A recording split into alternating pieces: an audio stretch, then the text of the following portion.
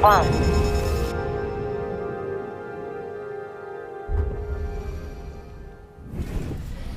Greetings, Commanders, and welcome to Frameshift Live, Episode 8. This is the official Elite Dangerous live stream where we talk about all things Elite in the community and some game stuff.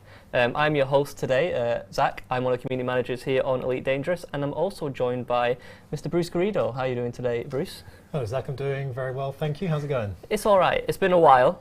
Lots of people in the chat, which is good. Welcome on in, everybody. On a special day, actually. It is the birthday of Elite Dangerous Odyssey. It is. Odyssey is 1 year old as of today. It's nice that we're streaming on the birthday. Hello, everyone. Who've we got? So many people. Paulie Watsit, nice shirt, thank you. Lucky Sausage, great name, 07. Who else have we got? Yeah, Commander Go Again, Headhunter, Urban Nutter, Zyano, Metal Dragon, lots of 07s going around, too many to count. Yeah, lots and lots of people. Okay, so welcome on in. As I mentioned at the forefront of the show, this is Frameshift Live, Episode 8. We're getting on now. We're getting the sort of rhythm now of Frameshift Live, I would say. Yeah, no, it's the big number 8. The big number 8, that iconic number. A milestone. Yeah. But yeah, this is going to be a fun show. Like we said a couple of weeks back, we've now moved Frameshift Live to a bi-weekly show.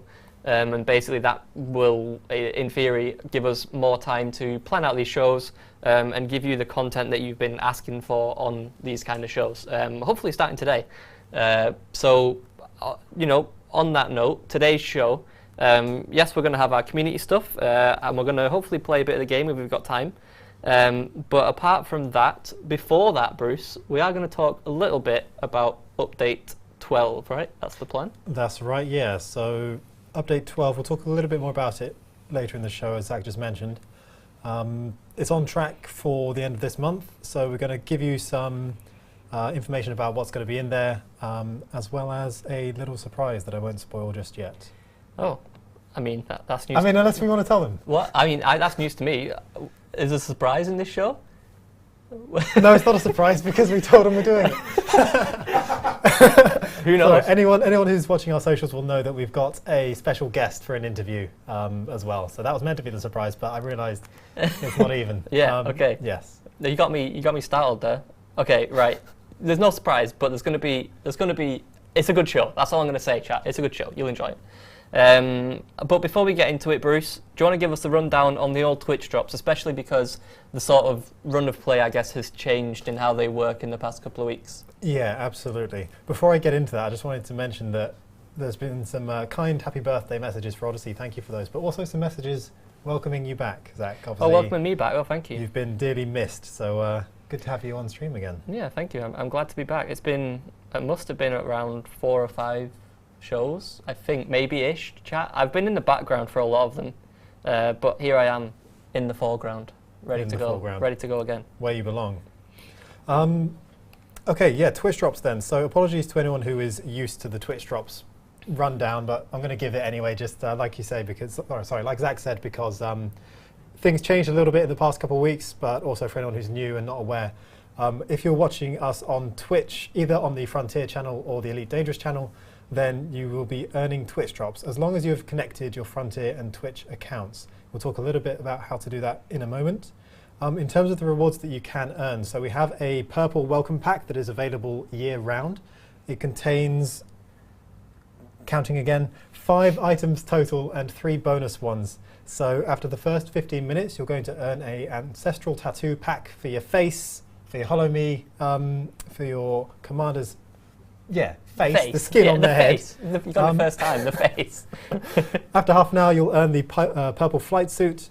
60 minutes gets you the purple SRV and fighters. 90 minutes is the purple weapon and engine colors. And then at 2 hours, 120 minutes, you'll get the vibrant purple paint jobs. And that's for a variety of ships. Those last 3 that I just mentioned also have some throw-ins, so you'll get the Wings, Explorer and Passenger nameplate packs when you claim those last 3. They tick over every month, so you'll have to earn them in one given month. Otherwise, let's say if you're halfway through, you're up to, say, 90 minutes and you've earned the purple weapon and engine colors, but the month then ticks over, you will have to start again. But like we say, there's 2 hours to claim the whole lot, and we're streaming for like at least 4 hours every month, so should be plenty of opportunity to pick those up. They're not going to go away. They're not time limited or anything. They're just sort of like a welcome pack, like we say, for newer audience members. Indeed. So speaking of, did we show those images or did I blank out? We've got some more paint jobs, right? The seasonal ones. Yeah, that's right. So in addition to the purple ones, we're offering seasonal paint jobs. Now, as you alluded to earlier, there was a change in the schedule where we went from weekly streams to bi-weekly. And for that reason, we've done a couple of throw-ins. So the way it's going to work this week, we did the same thing in the previous stream. So to see out the final spring set, we're going to be giving away the Diamondback Explorer Spring Lax and Calm variants, which Adam behind the scenes, our lovely producer, has just put on screen now. These were meant to go out sooner, and they did, but there was a week where that would have been missed and you might have picked them up, so we've now given them away. You'll get them in the first 30 minutes of this stream, same as last time, so really easy to get. Like I say, they're basically freebies. And then the new ones for this show are going to be for the Crate Phantom, which I think we also quickly just previewed. We've got the Spring Lax Phantom and then also the Calm variant as well. So you'll be getting the Lax one after 30 minutes alongside the 2 Diamondback ones. And then after 1 hour, you'll get the Crate Phantom for the Spring Calm variant. Hopefully that all makes sense. Yeah. In terms of claiming these, like I said, you have to make sure that your Twitch and Frontier accounts are linked. To do that, just head over to twitch.frontierstore.net/elite. Connect those accounts up, and then you'll be earning them right away. Nice. Someone in the chat said that now that Arf isn't here, the Crate Phantom gets the skin. Yes, exactly. It's well timed, isn't it? Yeah, that's pretty much the case. It's worth mentioning as well, this is the last time we're going to give away the spring set, so we'll be moving over to summer the next time you see us on stream, and if I may say so, those designs are banging. Nice. So very excited for that. Nice. I mean, when we were looking at those photos earlier, I exclaimed about how nice the photography was on that last Crate Phantom shot. And then I remembered that we took that picture. That's right. So I was, tooting my own horn, which I do tend to do a lot of the time. Okay, so that's Twitch drops. We'll recap that a bit later in the show, just so that if anyone new drops in, they get a chance to understand what's happening with all these pop-ups they get in with the old you've earned a Twitch drop. Claim here. Exactly. Texas P8 in the chat has got the idea. Summer skins in the summer, got it. Yes, it's actually really fortunate that they've lined up exactly with the year. It's almost like that was planned to be the case, right? Well, I mean, let's not get conspiratorial. Right. Let's not whip out the tinfoil too early. Sure. But it's almost like that, yes. You'll notice that they do kind of match the seasons. Yeah, Clock District says it's winter here soon. Summer drops in winter is a bit interesting. Well, we can't, unfortunately. Well, that's true, yeah. There are sides of the planet that are different, unfortunately.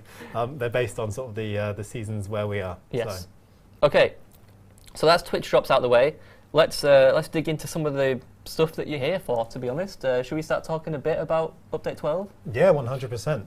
So, as Bruce said, Update 12 is still on track. We expect it to come around the very end of this month. May, I believe, is the current month. Yeah, we're in May. 19th of the 5th. I'm seeing it on the screen. Right there. 19th of the 5th. 3308.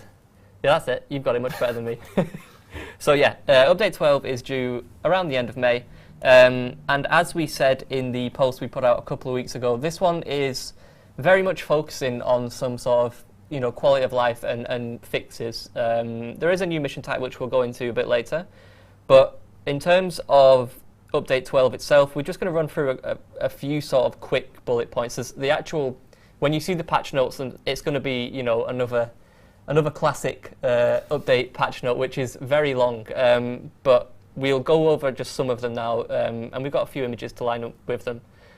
So obviously you can expect performance and optimization improvements.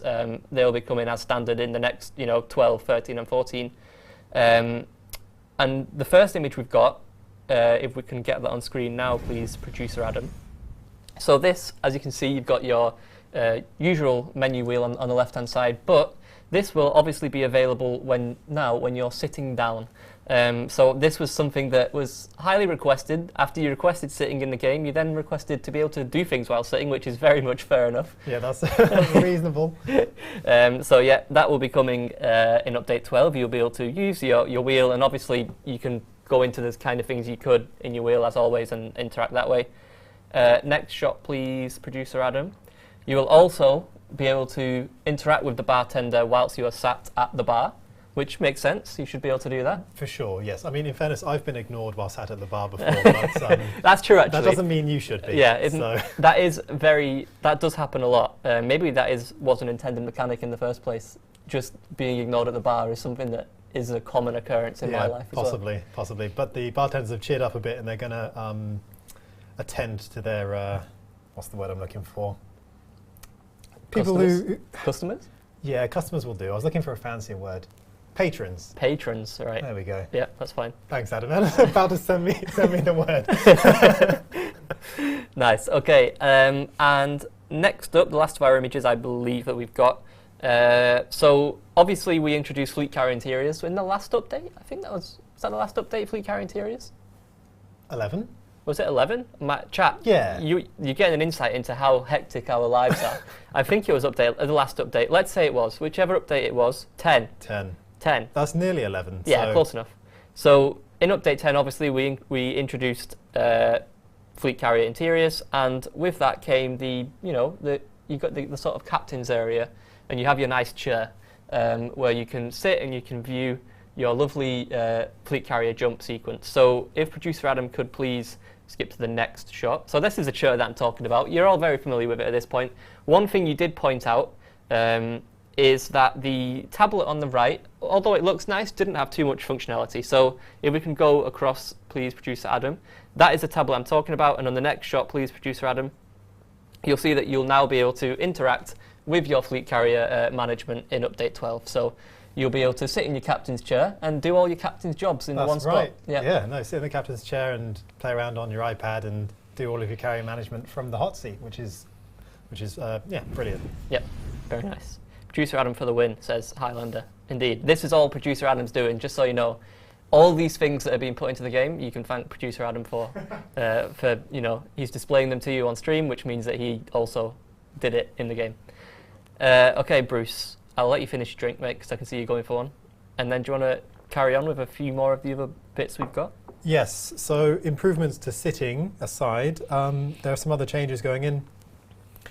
Black markets will now offer more for stolen goods, so we appreciated that Anarchy Systems and their black markets were suffering a little bit, or at least players who enjoyed that kind of gameplay, because they weren't getting full value back from items they'd stolen, or at least they were getting much reduced value. I'm not sure whether they'll be offering the full standard market value, but it'll be at least be a lot closer to it following update 12, just to support that gameplay style.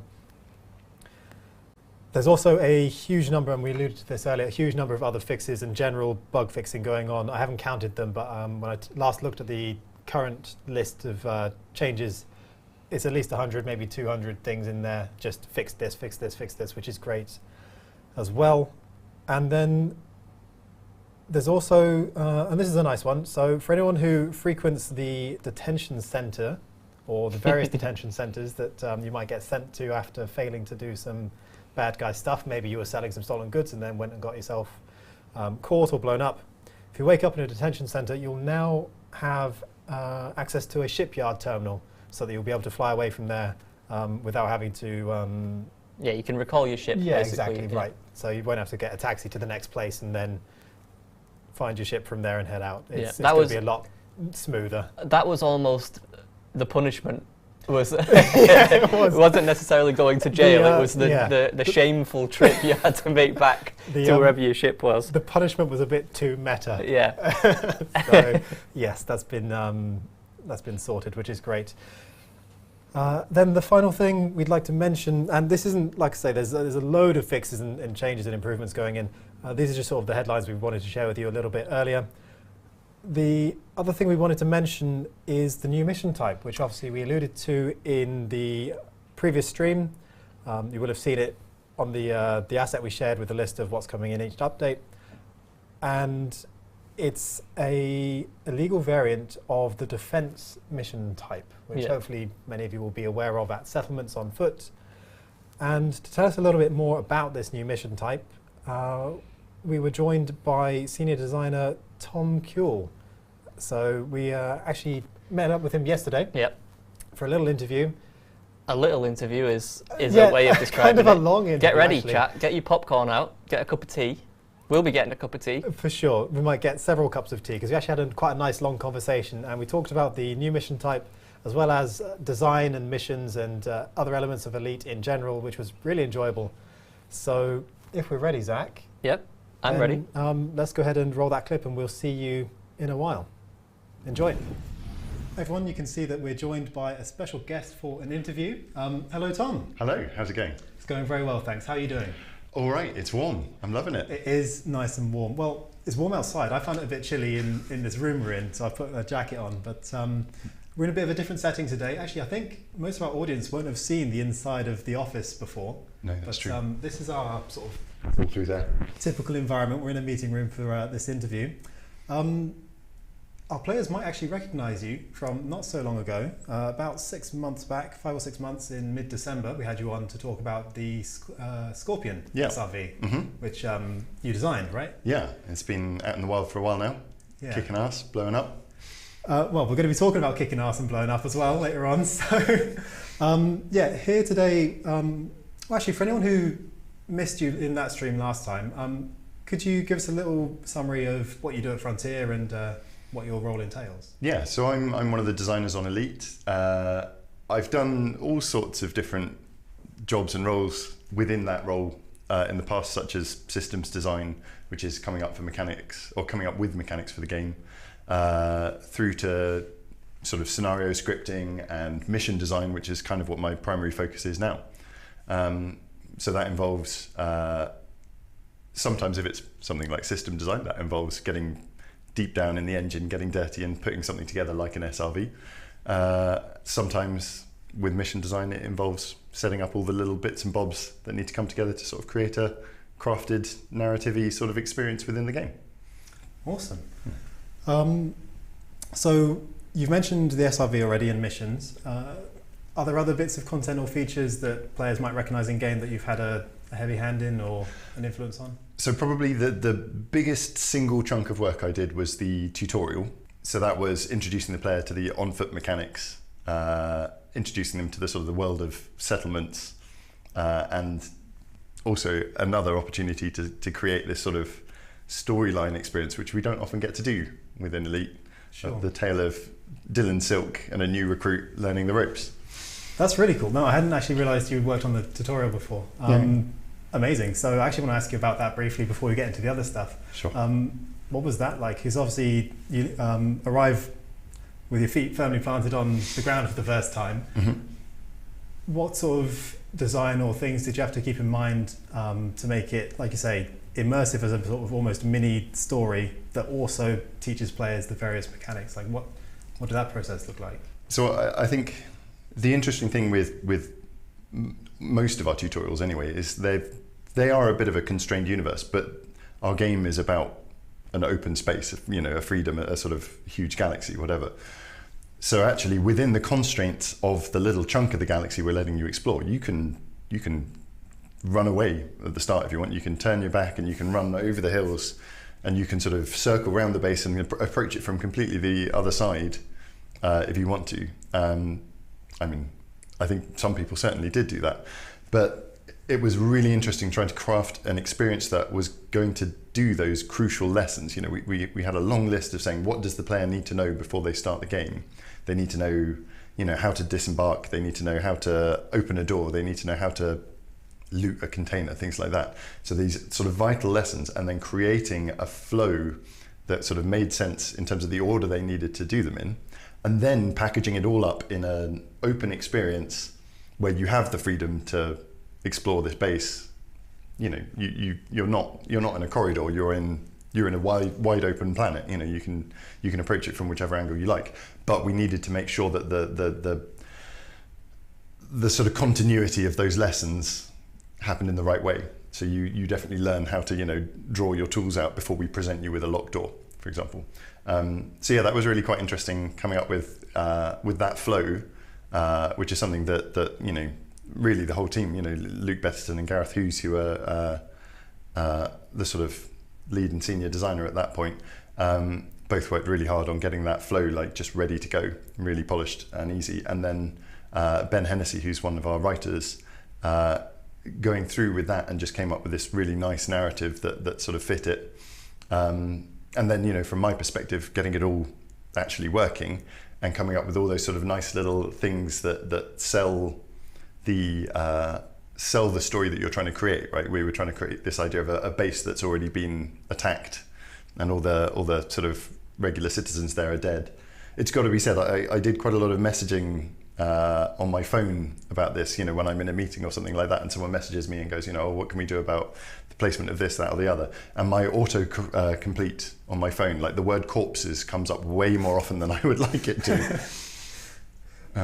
But you know, I think we got the corpses in a really good position in the end. The corpses looked great. Thanks. Yeah, I thought so. Yeah. It also features the blown up scarab, doesn't it? Still in that settlement sort of courtyard area. Oh, we took it out. Oh, you took it out? Okay. I think so. I think we had it there smoking and kicking up this great big cloud of smoke in the sky. And It looked amazing having all this sort of smoke coming off it. But we sort of realised early on we wanted the player to be able to go over a couple of hills before we introduced the idea that it's already been attacked. So we had to scrap it.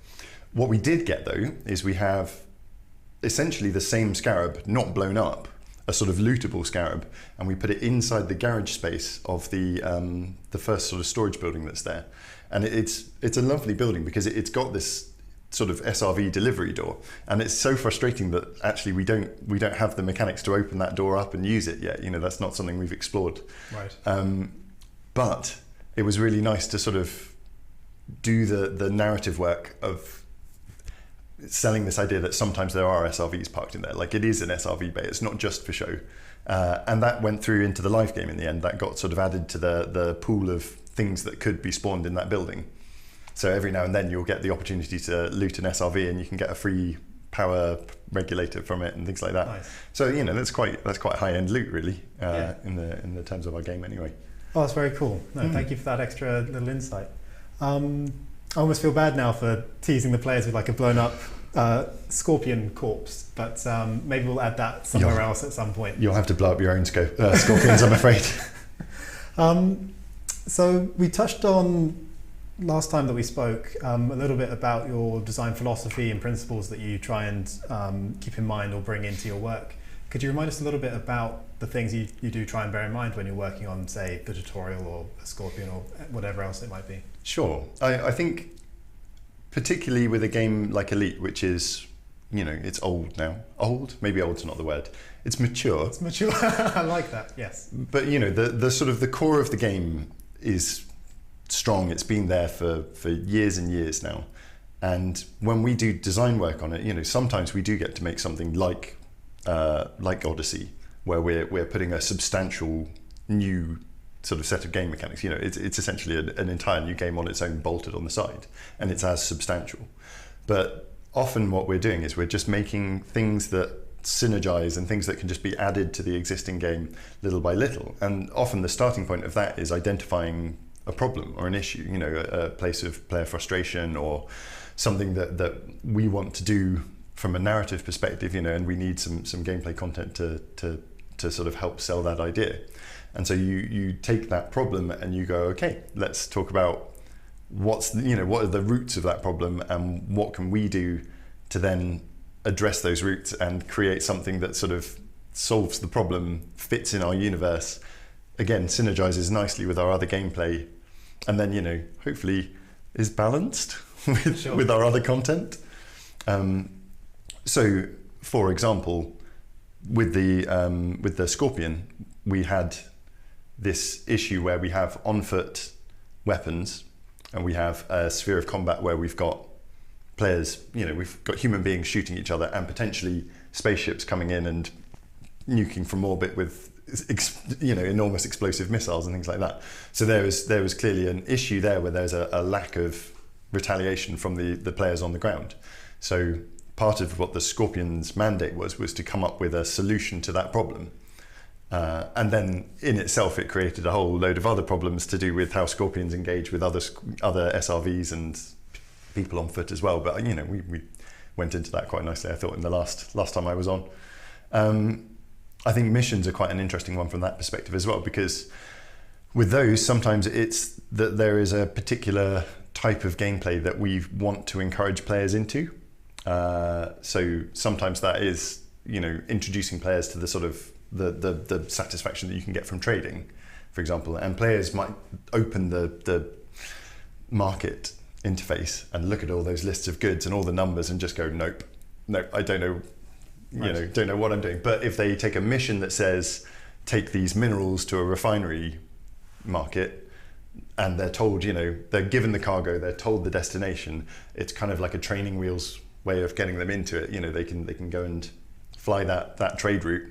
And then maybe when they get to the other side, they're like, okay, I sort of understand a little bit more about what's different between markets, and some of this is starting to make more sense to me, and now maybe I'll feel confident to buy some alloys or whatever, and I can take them to an industrial world or something. You can start to make assumptions, right, based on our mechanics. Right. Yeah, I really like that, because it can be some players really enjoy it, but others don't enjoy it so much. The fact that when you start Elite after the tutorial, you are very much sort of thrust into the galaxy and sort of allowed to do what you will right off the bat. So yeah, like I said, I think missions add some, what's the word I'm looking for? Guidance. Yes, thank you. Guidance. And like I say, it might even help prepare players in such a way that they understand certain interfaces or interactions a bit better to then start doing things with less guidance. So, yeah. But there are also like some things that we just think are like really fun, but that players might not be naturally drawn to, or not all types of players might be naturally drawn to, and we want to sort of increase that participation a bit. Right. So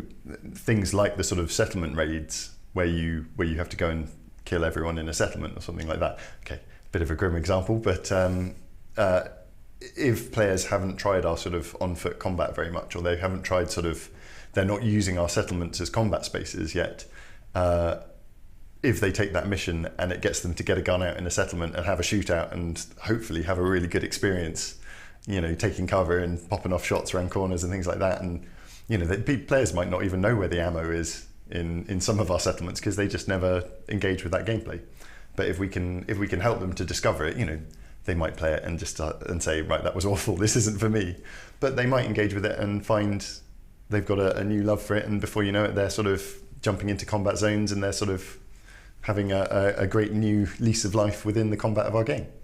Yeah, absolutely. No, that makes a lot of sense. And it makes sense that we're encouraging people and funneling them to different types of gameplay they might not have experienced yet, and see if they enjoy it.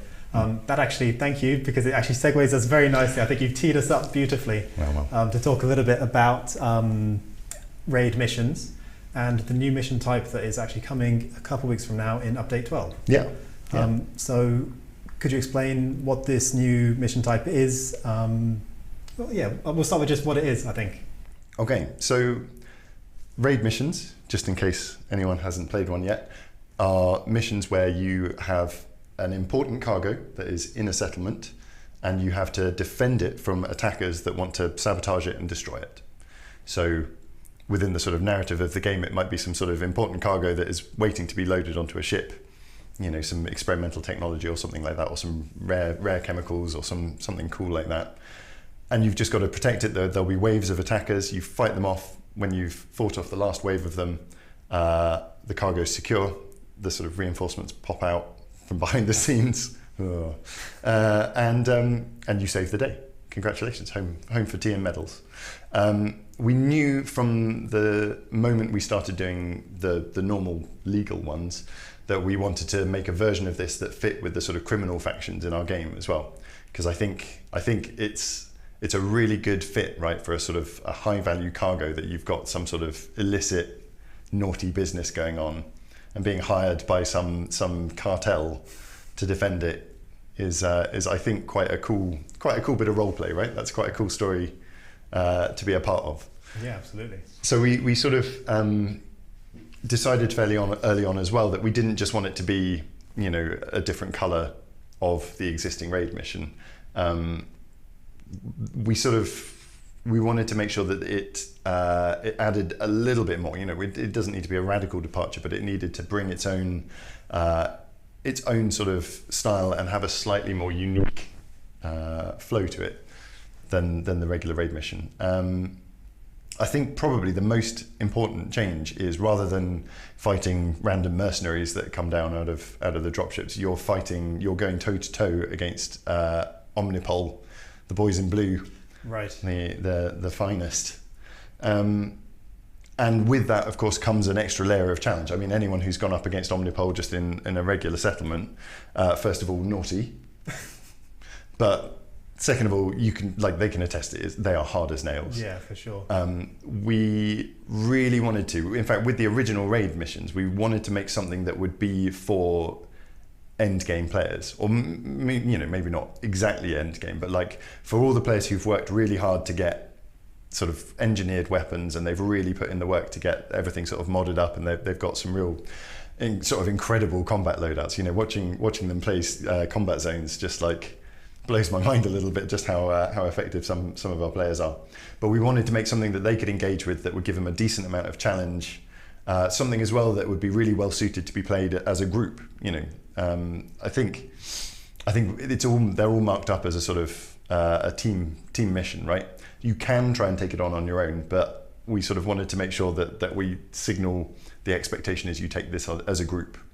And so when we made the raid missions, we did make them hard, but I think we left room.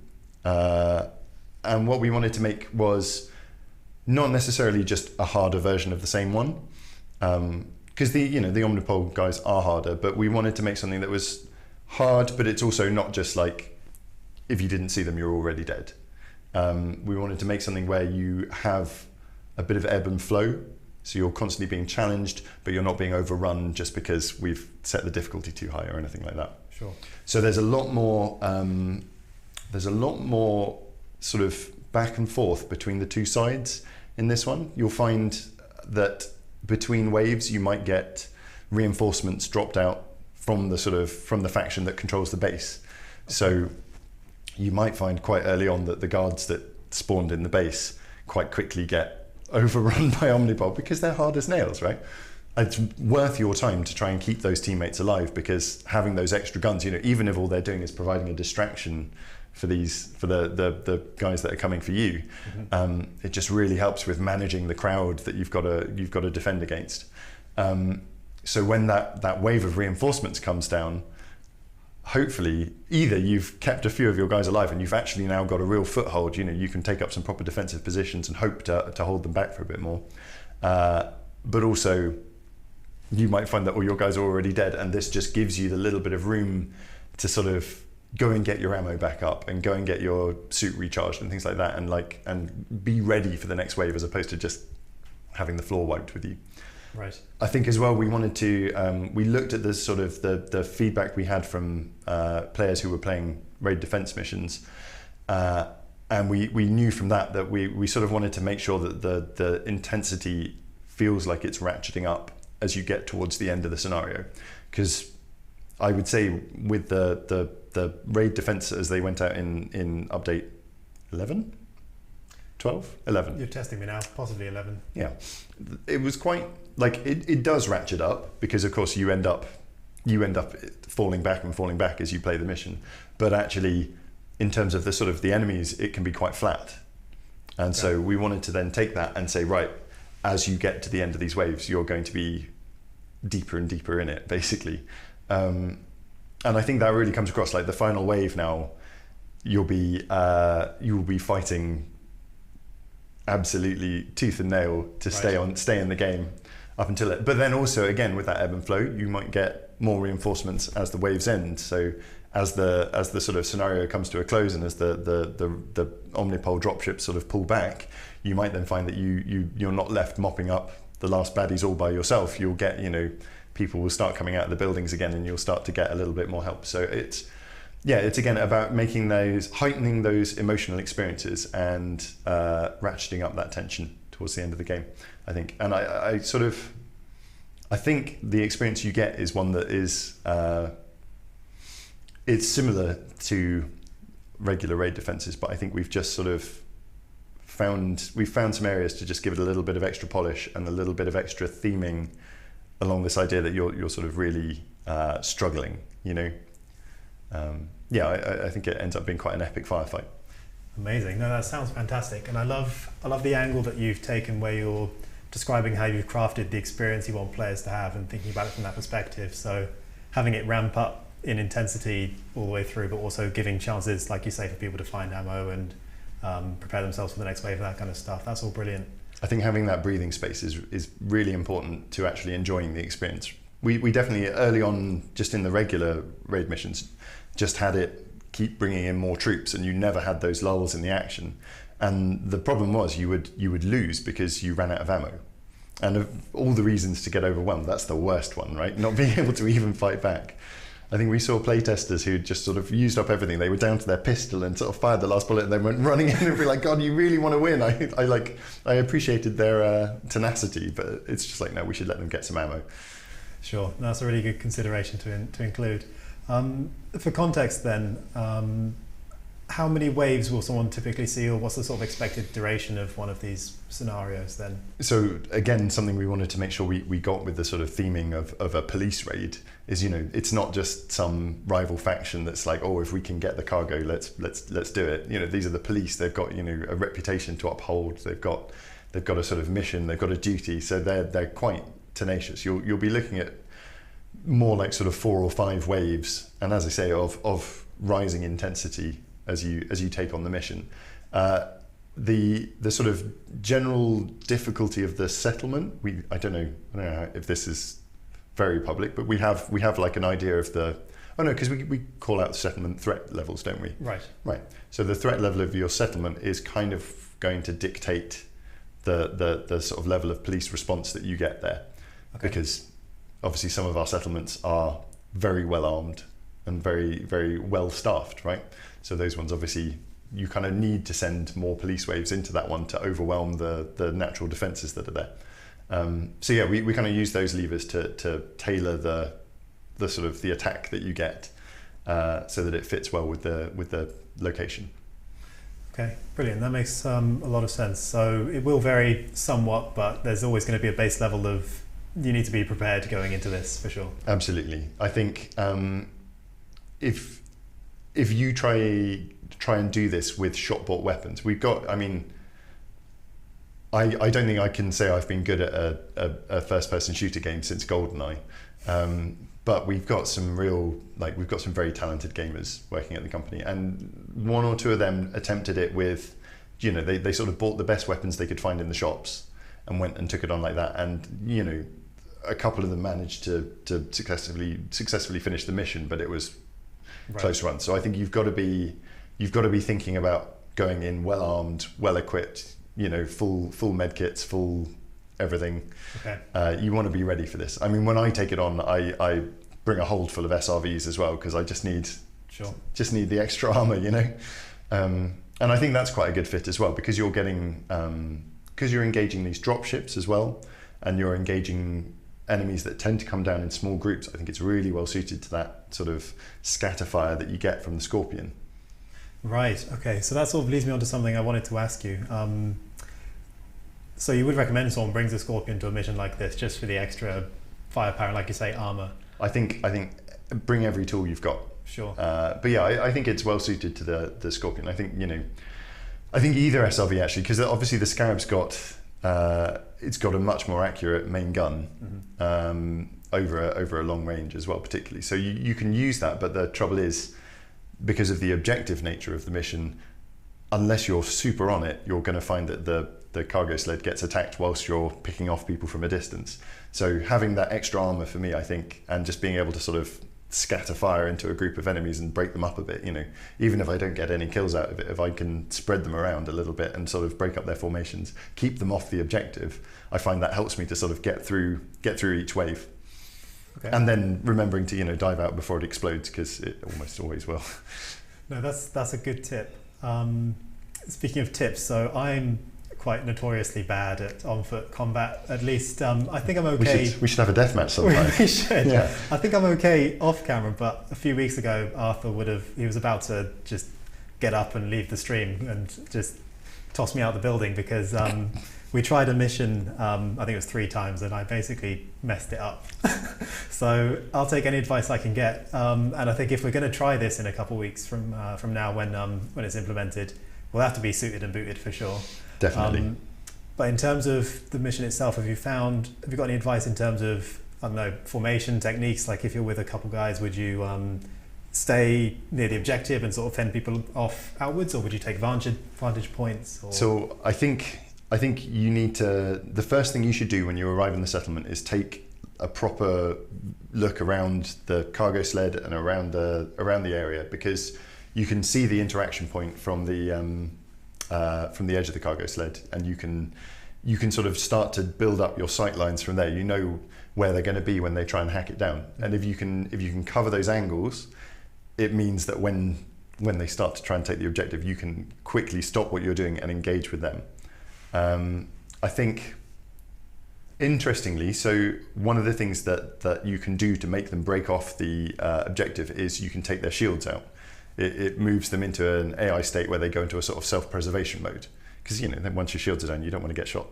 Right. So it's almost really useful to bring like a shield breaker weapon, and even if you're not using it for like most of the combat and most of the killing, just being able to whip it out, even if like just a good pistol, right? That you can then find them, pew, take their shields out, and that'll get them to stop hacking the objective and move away. And then that just buys you a few seconds to sort of regroup and get back over there. I think if you can get a plasma grenade on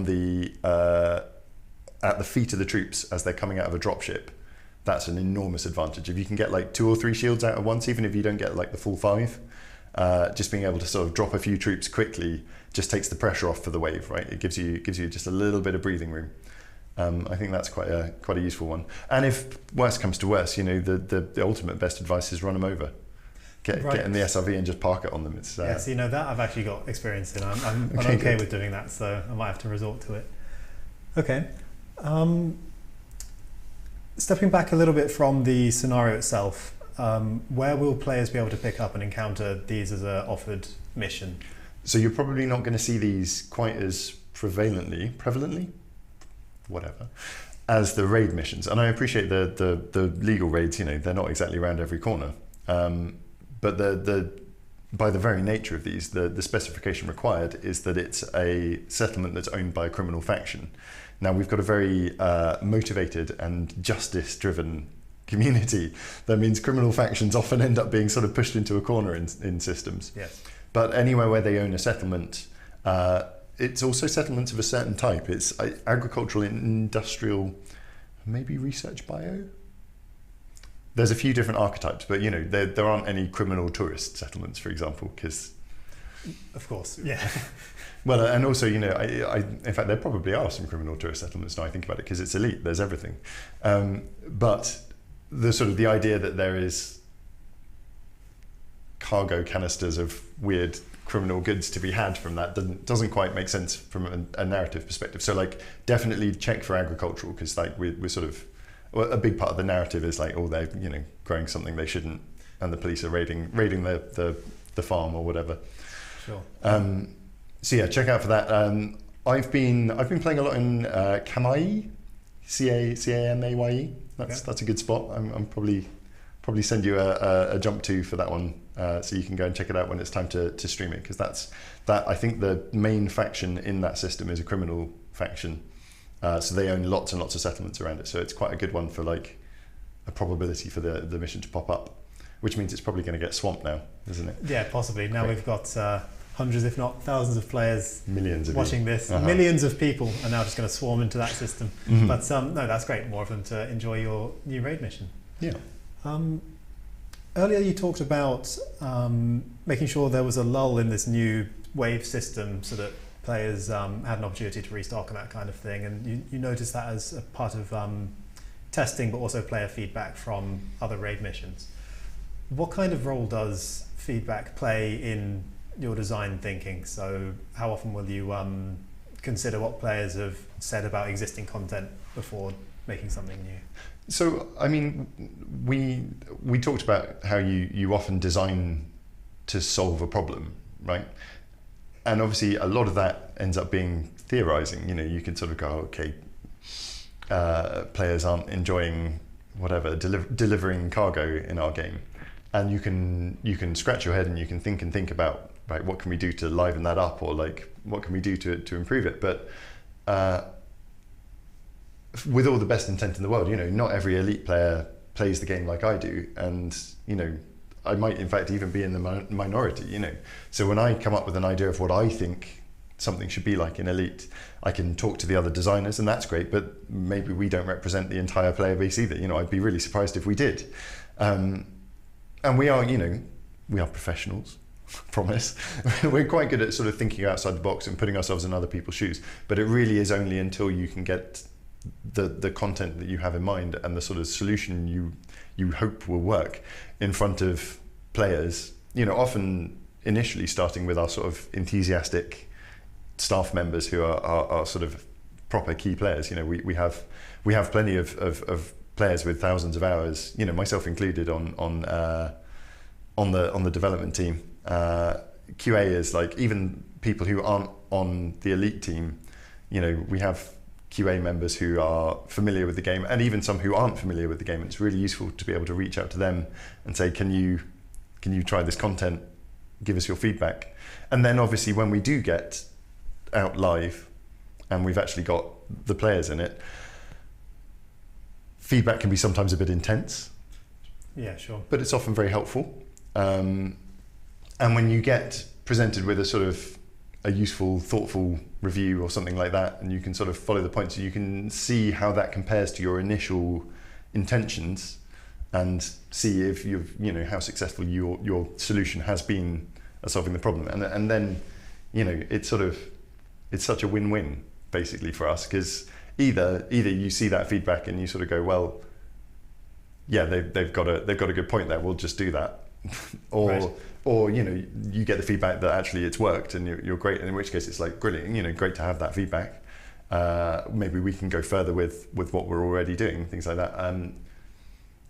And it is honestly very rare that you get it and go, no, they haven't understood.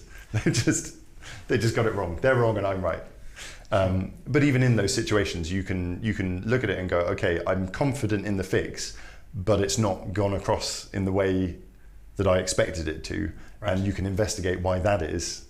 And essentially it just becomes another problem that you can design a solution to.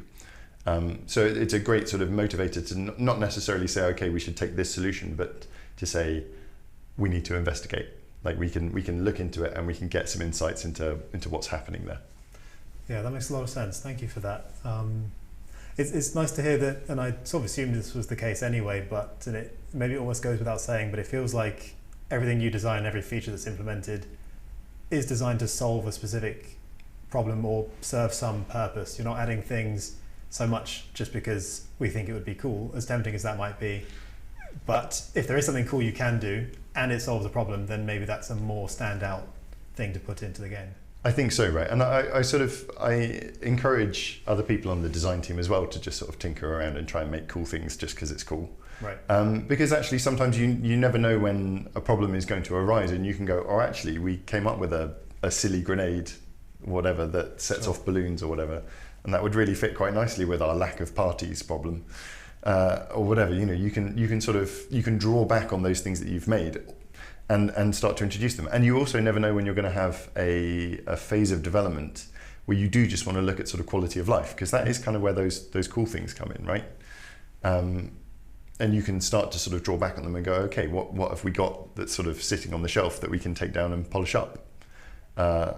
Again, to look at the Scorpion, the work to put that extra SRV into the game started years before it released. It was just a case of it fitting with content or not fitting with content, and while it didn't fit with the direction we were going, it sort of went on the shelf, and then when it fit a bit better, it came back down again.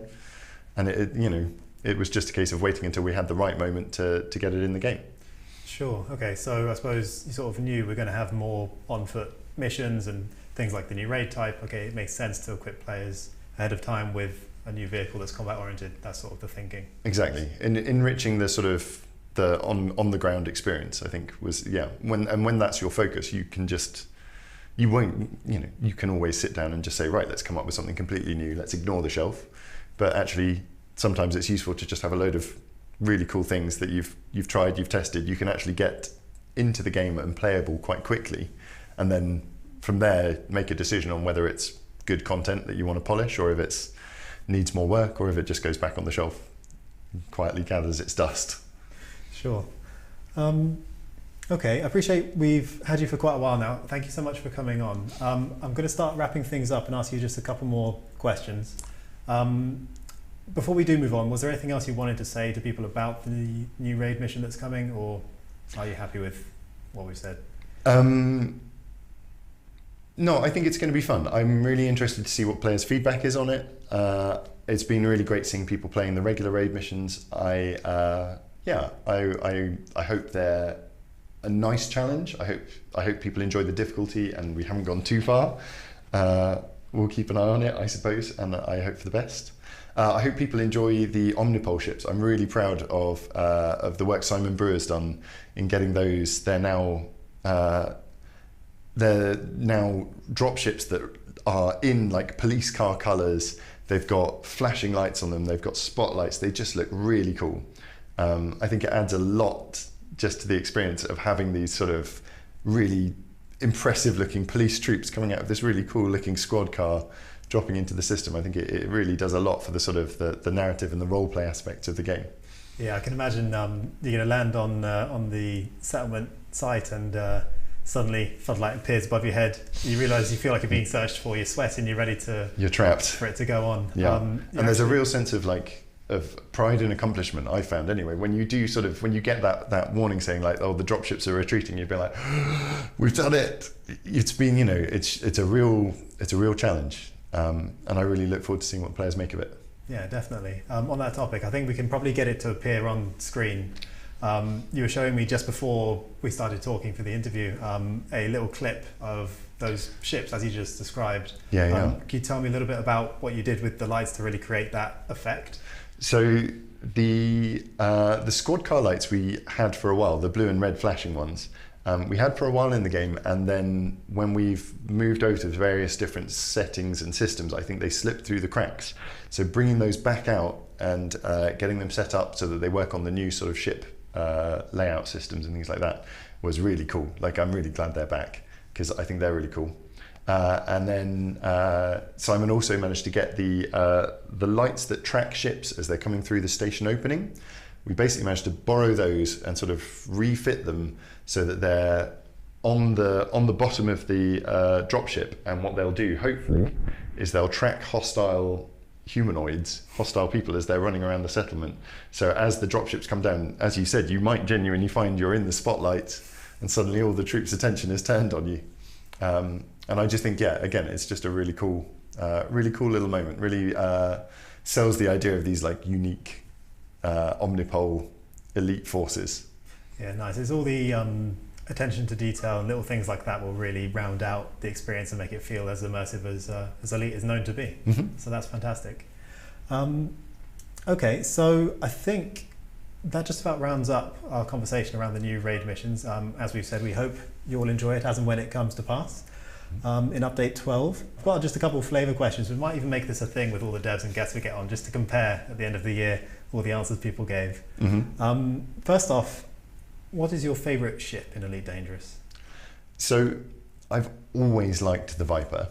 I've like always liked it, and I know it's not really in the meta anymore. It's not really a sort of, well, it's almost like a beginner ship, isn't it, really? But it's just got such a cool look, and there is something so satisfying about boosting up to its sort of maximum speed, and it's sort of fast enough and small enough that you can really sort of rip through the entrance of a station in it. And I know even with my piloting skills, I'm unlikely to ping it off the wall too hard. So it's just a real hoot to race around in. And the guy, one of the artists who worked on it, I think who did the majority of the work on it, is a guy called Joe Neville, and he just did an amazing job. And I worked with him here, and I also worked with him at Cloud Imperium Games, and he's worked on a couple of the ships for Star Citizen as well. And it was really lovely to see his style and how he changed it to fit both games, and to make it look, to see that sort of level of polish and see that same artist style delivered in both games as well. It was just really nice. He's got a real eye for just making fast looking ships. Fast ships. Fast Nice. ships, yeah. A very respectable choice. Not, like you say, one of the main ones, but a very unique and cool, I don't say hipstery choice, but awesome. Well, Nice. when it first went into the game, way back in the dawn of time, we'd really only set up the cockpit for the Sidewinder. So they sort of modelled the inside of the cockpit to fit the outside of it. And I think the Viper's window is kind of quite a long, thin slit. Right. So you could see out of it, but it was like you were sort of Darth Vader, or Cylon. You could basically just see through this slit window. So it was an even greater challenge to sort of boost around in this really zippy ship with only a sort of horizontal bar to see what you're about to crash into in. Very cool. Okay, we'll see how many others say Viper throughout this little series. Hopefully, like I said, we're going to get more devs and designers on in the coming shows. We need to have a cool wall, don't we? Like Top Gear. Oh yeah, we could do that. Yeah. Yeah, that's a good shout. Well, we'll set something up. The last thing I want to ask you is a little curveball. Mm-hmm. No restrictions, no limits. Sky's well, I was supposed to say sky's the limit, but there you go. There's a limit. The sky. Anything you want. What would you add to Elite Dangerous if you could, at the drop of a hat, with a snap of your fingers? So it's no restrictions, no limits at all, right? It's always been a thing for me that we have some planets that you can land on and some you can't. And wouldn't it just be incredible, assuming you're gonna finance this, right? You're gonna pay for the development costs. Personally, yes. Fantastic. So let's click our fingers then and just be like every planet type.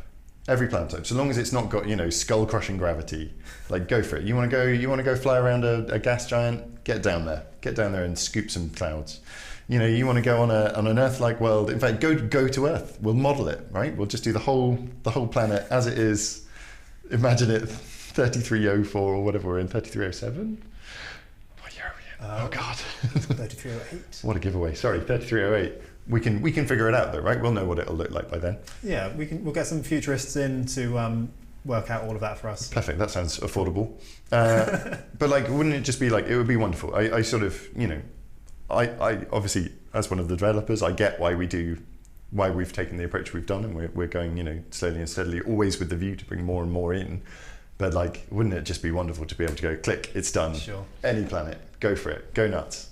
That makes a lot of sense. I suppose with Elite, obviously starting out in space and then eventually on foot, it's, I guess, your dream thing would be to sort of round out the experience even more and just complete the whole thing. Yeah. I think more locations, right?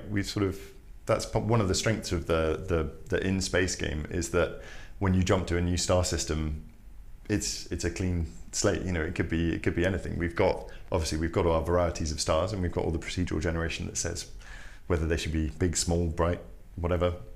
There's probably more to it than that. I don't know. But to be able to take that and replicate it on planet surfaces, and just be whenever you fly down to a planet, you're going to get a completely unique experience within the constraints of the type of planet that it is, and just have so many different types of settings. That would be great.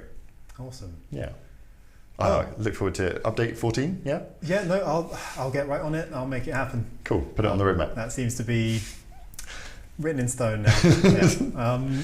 Awesome. So thank you so much for coming on. We appreciate you appearing a second time and sharing your expertise, knowledge, insights with us. No, it's nice to be able to come on and go more in depth on these things.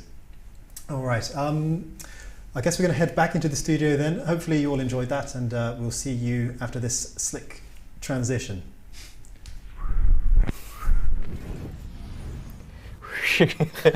We're back. Welcome back, everybody. That was the pretty wonderful Tom Kewell, who was he's been on the show before, but he was our first interviewee in our sort of on Frameshift Live anyway, as far as I remember. Yeah. Bruce, you were first and foremost there. What do you think? You enjoyed that? Chat seemed to enjoy it. Let us know, chat, as Bruce talks about it. Yeah, it was a real pleasure to speak to Tom, and if you're watching, thank you again very much for appearing on the show, Tom. That was fantastic. It seems like chat enjoyed that, and let us know if you do enjoy that kind of thing. We mentioned on previous Frameshift Live episodes that we'd like to get more from the design team and development team on, just to talk about behind the scenes stuff and give those kinds of insights. So if it's popular, then yes, we will endeavour to do more of that kind of thing.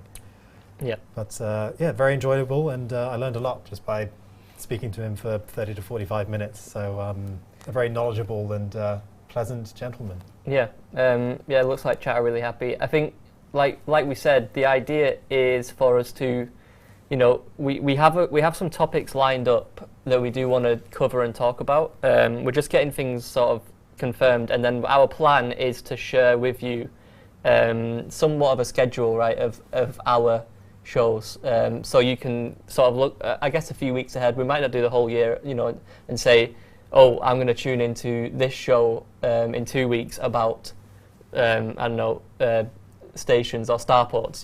That's the idea we've got, and we want to share that with you so that each show has something, even if it's not, like, we're not always going to have an update around the corner, right? So on those weeks, we've taken the idea that we want to, pick a topic in Elite, something that doesn't necessarily have to be new to the game, just something that would be interesting to talk about with the development team. So expect more of that kind of interview if you enjoyed it, like Bruce said. And yeah, that's the plan moving forward in terms of, doing what you asked for, game developer interviews. We did it. There it is. We did do it. Yeah. Right, should we move on? We should, yes. Let's move over to the Supercruise news segment. Okay, here we go.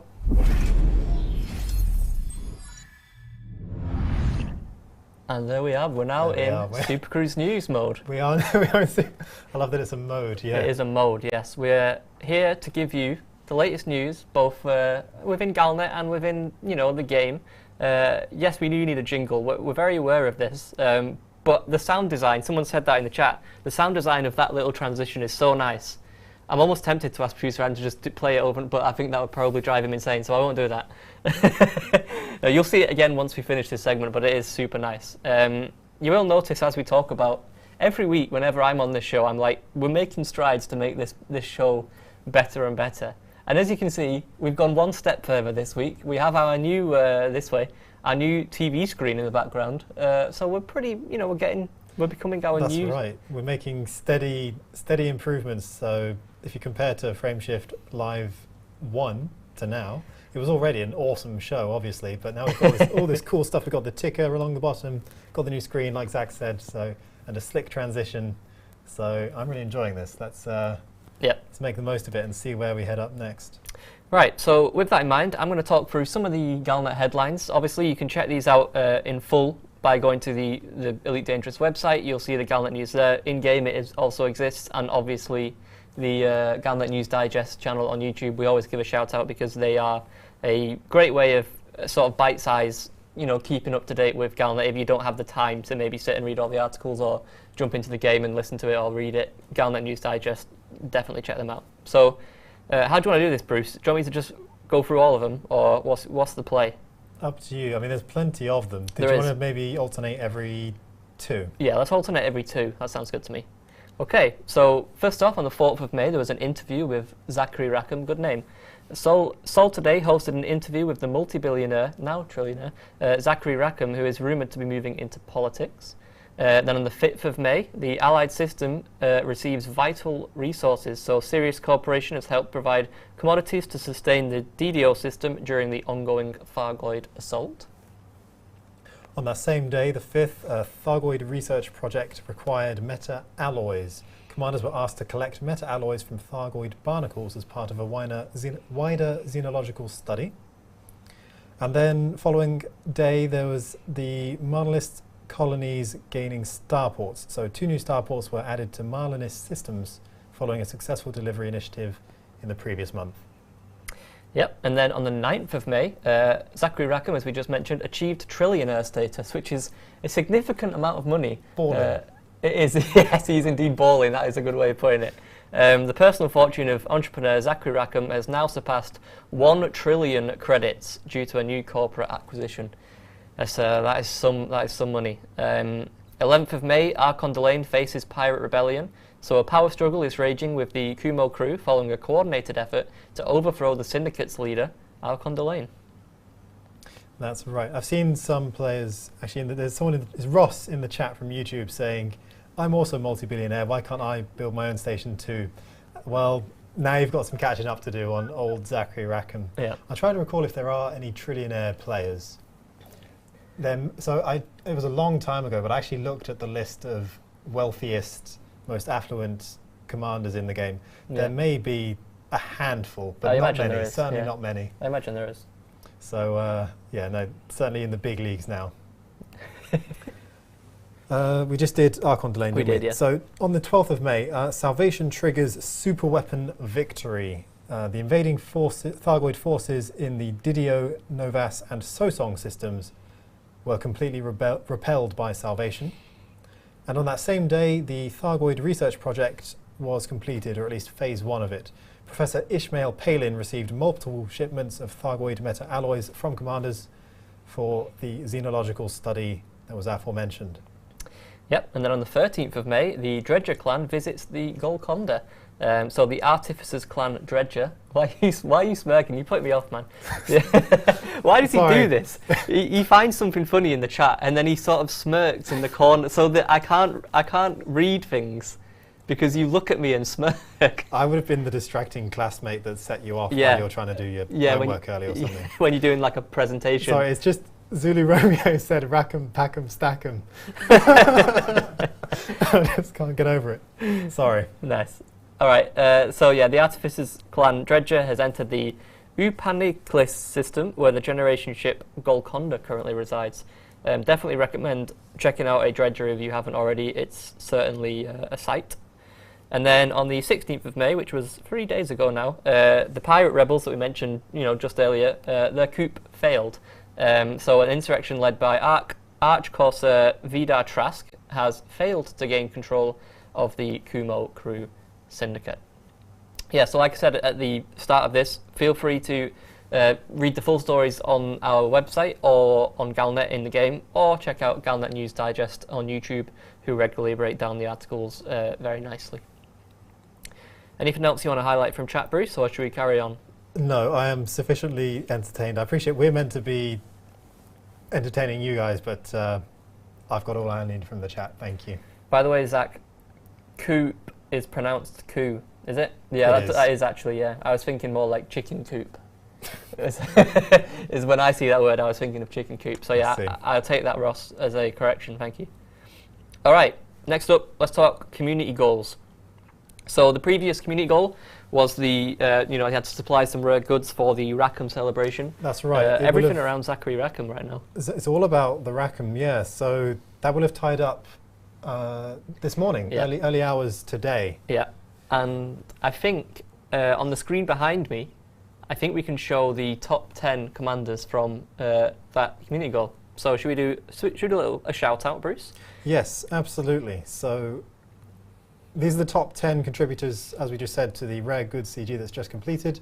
You're testing my eyesight now. Enhance. I can see that. That's fine. Do you want me to read them out? No, I'm doing okay. So at the top there, we've got RI.L. Congratulations, you were the top contributor to this CG. Well done.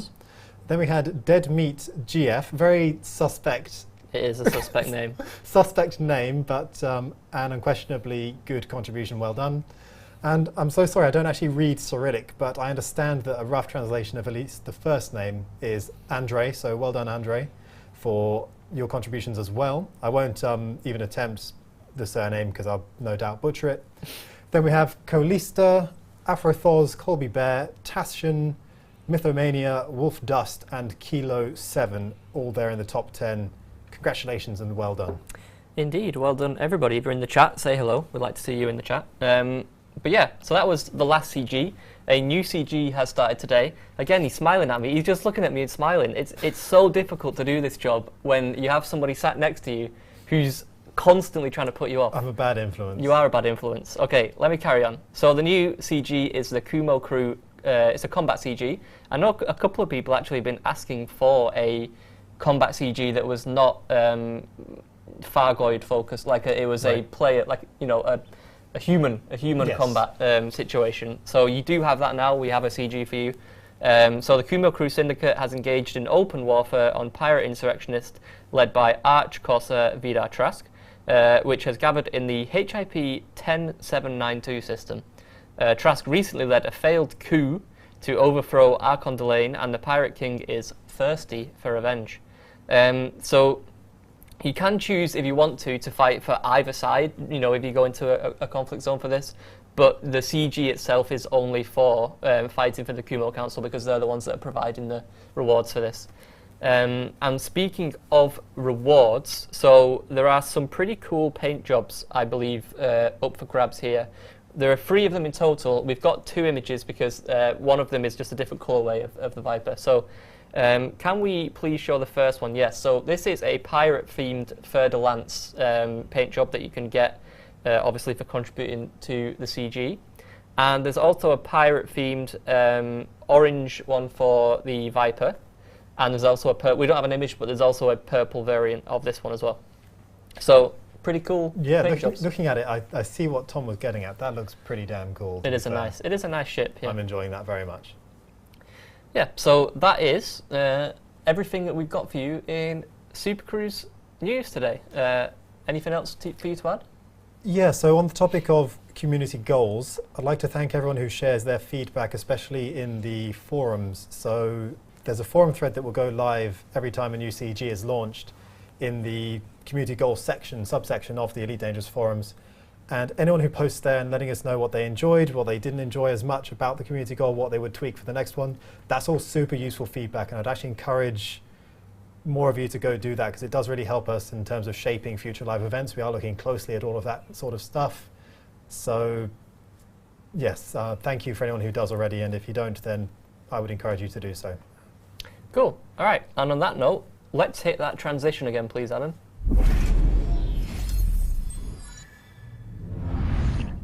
Love it. We're back. I hope you enjoyed that new Supercruise news background. We've got much more. We've got much more plans. I'm going to say it every week, and then that way we have to deliver, Adam. Every 2 weeks we have to deliver something new to you, chat. But yeah, thank you for joining us for Supercruise news. All right. Next up, should we talk some community stuff, Bruce? Yes, absolutely. So usually we take this slot to talk a little bit about the community events calendar. However, at the moment, there's a lot of space on there. So rather than talking through each of the events this month, what we're going to do is encourage you to check it out and submit events for other players to take part in. So if you're not familiar with the community events calendar, there's a section on the Elite Dangerous website where you can submit events. Say you want to host something that other players can then join in. Common things include expeditions. There's an on-foot PvP event that's a regular thing now. Yeah. That sort of stuff.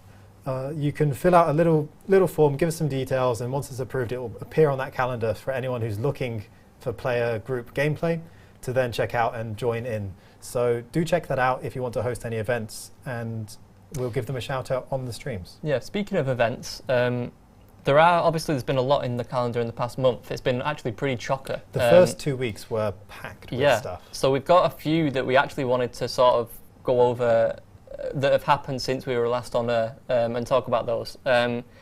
First of which, I believe you have a video lined up, Bruce. Are we talking about Buckyball? We are. So yes, Buckyball Racing Club is a racing club in Elite Dangerous, and they'll very frequently have their events posted on the calendar, and all of the details are also on the forums as well. They tend to post for every event, so you can join in very easily. And we've worked closely with them, basically since before I've been here, for sure. Yeah. So we are good friends with the folks over there. And Alec Turner, notoriously awesome SRV and ship pilot, has shared a video that he worked on with Tokoso that we'd really love to share with you guys. Just a fun video, really. So let's roll that.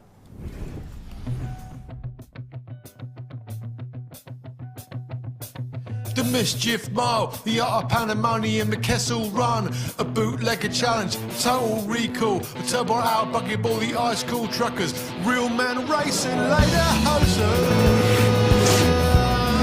They don't hold back, they just keep going.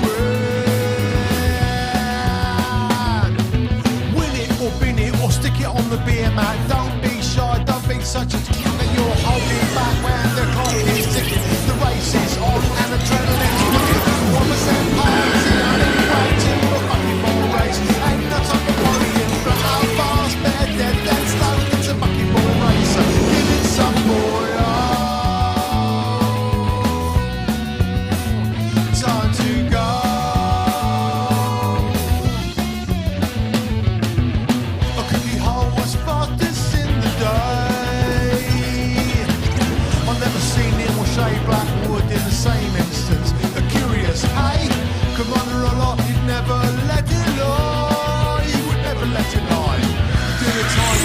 Just go out and beat it, just go try.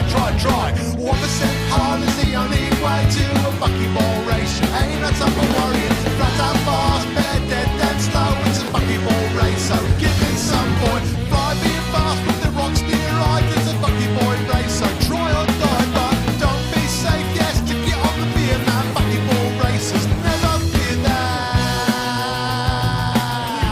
You go win it, you go win it.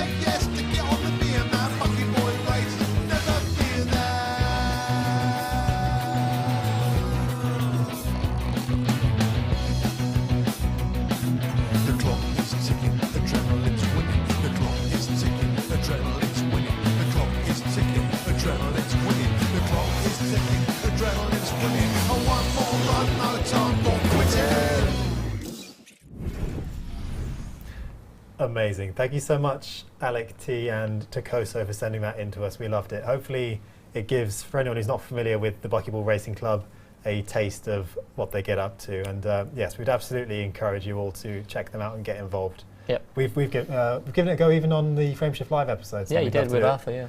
Yeah, not quite as successfully almost as in that clip, but yes, we had a lot of fun. You did almost submit a valid run. Yeah.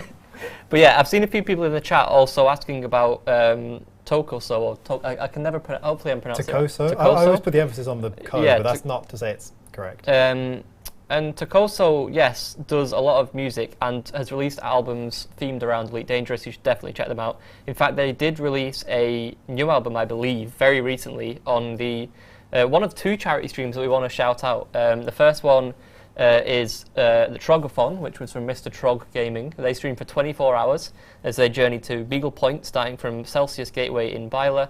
All of this was in support of Special Effect, and they raised over £300, which is really nice. So well done to them. Amazing.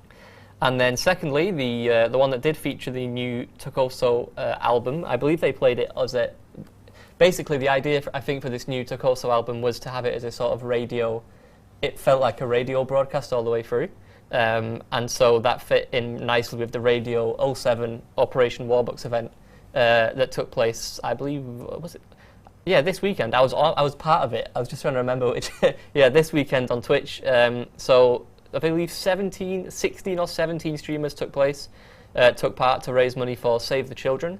And the event was a great success. The team managed to raise over $10,000 over the weekend, which is absolutely astonishing. So congratulations and thank you obviously to everyone involved, everyone who donated, and everyone who just watched and supported them along the way for both charity streams. It's a really great effort, so thank you everyone.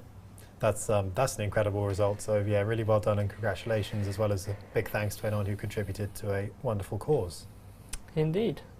Right, next up, Bruce, radio shows and yes, podcasts. So we also like to shout out other live streams and radio shows that take place in the 2 weeks between every stream.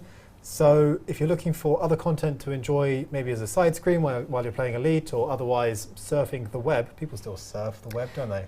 Yeah, I think so. So there are a few we like to shout out. There's Flight Assist. So there was an episode, I think the most recent one was the one with Edelweiss. So this featured an interview with... Oh, the title's wrong. The title's wrong. This one's I got Ian Beaverlardy and Mother one. Ducker. This is my fault. This is my fault, don't worry. Here. So the previous episode is fine. The previous one was with Edelweiss, but the most recent one featured special guests EMD Melardi and Mother Ducker von Quack, a pair of married commanders. So do tune in for that one. It's Psychit and Mouth of the Wind, beloved content creators who host that show, and they're always really wonderful interviewers. Yep. Then there was Hutton Orbital Radio, who posted Goodnight Commander Thomason. This show was dedicated to Commander Thomason, who was a beacon of the Hutton community, who sadly passed away at the start of May. Our condolences, of course, to everyone affected by their passing. That went live on the 12th. Then there was the Loose Screws episode number 132, Breakfast Basilisk, 2 days later on the 14th of May, also worth checking out. Very funny bunch of commanders. And equally, we've got Lave Radio going live with episode 390, entitled You're a Wizard, Colin. Yes, I think that one went live today or yesterday, either or. But yeah. Nice. All fantastic shows. We do recommend thoroughly that you tune in and enjoy them. Indeed. Alrighty then, next up, looking at the time, maybe we'll have time to play the game today. We are going to shoot, we have to shoot directly at 6 o'clock today. We have a very hard limit. So we'll see if we can squeeze in some gameplay. If not, we're just going to talk to you and hang out. So next up, we've got a couple of green screen highlights. I believe you and Arthur on the last stream, it was May the 4th, Star Wars Day. So you did some Star Wars themed green screen stuff. Can we get those up, please, Producer Adam, to have a look at what we've got? There's a couple in there, I think. Yep, this is the first one. I believe this is from Commander Epiphus. Hopefully I'm pronouncing that right. If you give me 1 second, I'll confirm. Yeah, I think this is Commander Epiphus, who opted for one of two Force choke images of you and Arthur. Yeah, Arthur clearly taking out his feelings about the chieftain getting blown up a couple episodes back. Yep. And then the second one, similar approach. This one's Mecha Janide, I believe. Mecha Janide. Different angles, same kind of thing going on, Bruce. It's kind of a theme you did with these photos. Yeah, we were going for the bit where, I can't remember his name, you're going to hang me because I'm not a Star Wars expert, but he's strangling the guy who sat in the chair. Wait, which guy are you forgetting the name of? One of the Death Star officers. Right, that's fine. Not Darth Vader. Then. No, Darth right. Vader. You remembering Darth Vader? Yeah, it's the guy who sat down. I'm trying to remember. I can't remember his name. They wear either, those funny bowl hats. Yeah. Anyway, very well done with this one. Good edit. I like how they managed to have me actually sitting down on a bench as well, next to a very unbothered gentleman. Yeah, he's seen this too many times. He's tuned out at this point. Motti, yes, well done, oh, Chris nice. Tunetso with the Admiral. Oh no, you went the first though. The Seameister Seameister General, I think, got in there first with Admiral Motti. Well done. You guys have Google though. Yeah, they do. We'll give them the benefit of the doubt. Yep. Right. Next up, Bruce. I believe it's Stellar Screenshots time. I believe it is. So, Stellar Screenshots is our weekly photography competition, basically, in which we pick 10 winners who have basically submitted the best looking images for Elite Dangerous this week. So Paul, our other community manager, will go through and pick out his favourites. A lot of them tend to have destruction in them. That's always a hint I like to give. And you can submit them by going to the forums and finding the Stellar Screenshots thread, by using the hashtag Stellar Screenshots on Twitter, or by going to the latest Stellar Screenshots post on Facebook and commenting underneath that post with your entries. Make sure to include your commander name, and if you do so, you will win one of 3 exclusive paint jobs for the Asp Explorer. So yeah, should we check out this week's 10? Let's do it. So first up, we have got this one from Commander Arendar Space, which is always a great name. I've seen them dotted around the Elite community. Yes, a familiar name. This one looks to me like the SRV is sort of being abducted into the Thargoid ship. That's super cool. Yeah, so I was scanning through them earlier and I saw this Thargoid one and thought, that's amazing already. But I'm only just now noticing the SRV. Right. Because I only glanced at it earlier. Yep. And you're right, they're sort of really being abducted, aren't they? I love that. Beam me up, Scotty, a lot of people are saying. Slight Dutch angle there as well, just to make it yeah, there unsettling, is, which is nice. Yeah. Next really one. Well done. This one's from Commander Digimons. Oh, I see. I wonder if that's intentional or whether we're just clicking because of our generation. It must be. I would imagine so. But yeah, either way, this is a really nice image. Some nice mountains they've found on that planet there. Cool sort of atmospheric horizon. Very nice. Cool paint job as well, actually. I like that. Loving that. Next up, this one's Commander Fred 89210. This is a ominous shot. Yeah, this is awesome. So this is a fleet carrier just coming out of or entering a jump, right? So yeah, really cool. I love. So the timing on this has got to be, You You only get one shot of this Yeah. every half hour or so. So really well done, and yeah, the way it's lined up just in front of the star in the background, super cool, very eerie, nice shot. Yep. Okay, next up, this is Commander George Costanza. Cool lighted, cool use of the sort of background is lit, and then we've got the sort of shadow of the commander in the foreground. Very cool. Looks like they're about to take part in a mission. It looks like. Yeah, I feel like they're doing something illicit because they're on the rooftop of a settlement building. I feel like what's going through their mind is either I'm waiting for sundown to do my illicit business, Right. or it's oh snap, the sun's rising, I need to get out of here quick, having just Either or. looted them. Yep, makes sense. This one is from Commander Jan RD2. This is really cool, actually. They've framed this in a way that it looks like the commander is in the outside part of the station, right? Right. Either way, it's really cool. I like the sort of gold paint job they have on the suit as well. Very nice. And, oh, can we go back, please, quickly, Commander Adam, Producer Adam. I like the fact they've also got the text from the Remlock advert in there. Like, it seems to be like framing the, like it's part of the image, if you know what I mean. Like, Yes. I don't know how to explain what I'm an idiot, chat, but you know what I'm saying. The text there is a nice feature. It's very nicely done. Yes, I do like this a lot. I always enjoy screenshots of the inside of stations. They're super cool. Okay, next one. This is Commander Placide, who is always producing some exceptional work when it comes to Elite Dangerous photography. This one is no exception. Stunning, Bruce. It's just beautiful. I mean, Placide is a specialist at shots that make, firstly, perfect wallpapers, but they're also sort of beautiful and simple at the same time. Not always, though. Sometimes he'll do something more complex, but this one just feels like it could just be key art for Elite. It's that professional and awesome looking, very nicely framed, the positioning, the different colors and everything. Yep. Chef's kiss. Wonderful. Very nice indeed. Next up, we've got this one from Commander Remote. It's very different. Like, that's kind of why I love Elite, is you get that such a bright image, and then this one's so sort of dark and mysterious. And I love the lighting on the SRV in the foreground, and they found a really cool planet with that ringed planet in the back as well. And they've angled it. That planet at the back is on a Dutch angle as well, Bruce. So it is. Yeah. You're right. Next up, okay, this is what is going on here. This is Commander Rufo. Are they on? Is that planet close to another planet? Yes. So it took me. I initially saw this one. I thought, are we showing something that it's perhaps not supposed to be? But actually, when you look at it, there is a surface along the bottom that they are on. Wow. I think there's just two planets that are dangerously close. I'm assuming they probably collide for each other. I'd be interested to know what system that is, if you know, if Rufo is in the chat, or if anyone knows, let us know. That's interesting.